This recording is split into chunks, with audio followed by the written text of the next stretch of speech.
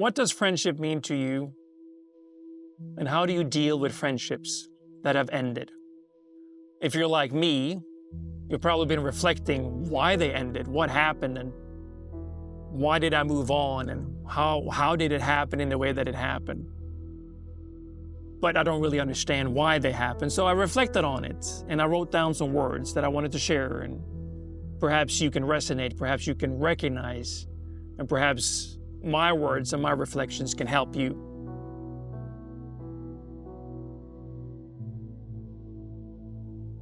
There's a quiet ache we don't often talk about.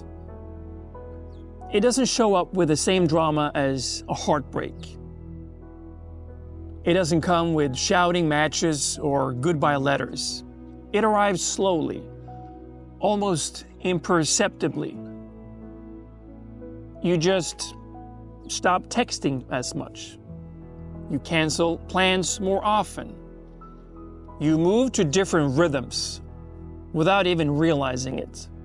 And then, one day, you look up, and someone who once felt like home, someone who knew your coffee order, your insecurities, your laugh, is just gone. Not gone, not lost to death or betrayal, just not part of your life anymore. And it leaves you wondering, was that friendship real? Did I do something wrong? Should I try to fix it? But here's what I come to believe. Some friendships aren't meant to last forever. And that's not a failure. It is part of living. We grow up on the idea that real friends stick together forever. I think we all do. Through thick and thin, best friends for life. That's the script. But real life is more complicated than that. Sometimes the friend who was your anchor in your 20s isn't the one you need in your 40s. Sometimes the bond that carried you through a heartbreak or hardship slowly unravels. Not out of anger, but simply because your lives began to ask different questions. And yet, we blame ourselves.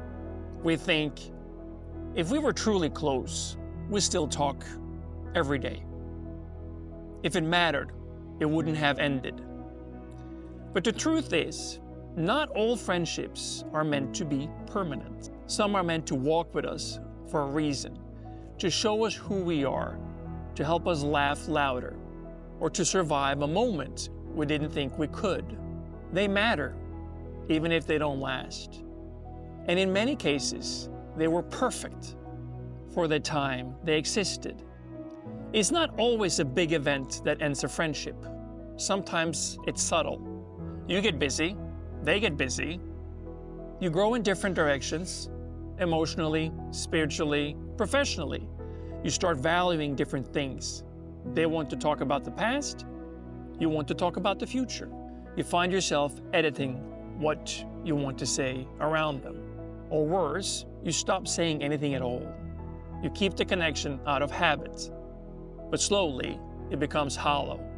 Like holding on to a photograph that no longer resembles the person in front of you. That's the moment most of us avoid, because it's painful. We don't want to admit that we've changed, or that they have.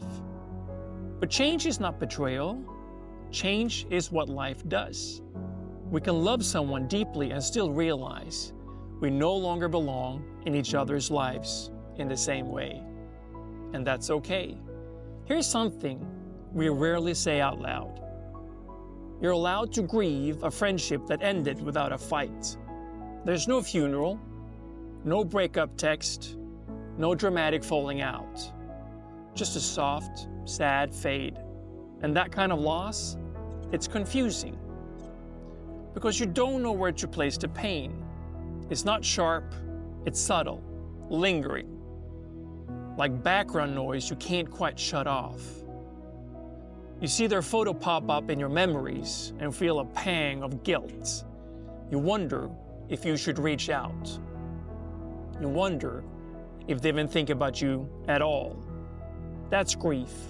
And it's okay to sit with it, to honor it, to say, that person meant something to me, and I miss who we were together. Sometimes missing someone doesn't mean you want them back. It just means they mattered. Every friendship leaves something behind, even the ones that fade. Maybe they taught you how to trust or how to forgive. Maybe they helped you survive a breakup, a move, a season where you didn't recognize yourself. And now, maybe they're not in your life, but their impact still is.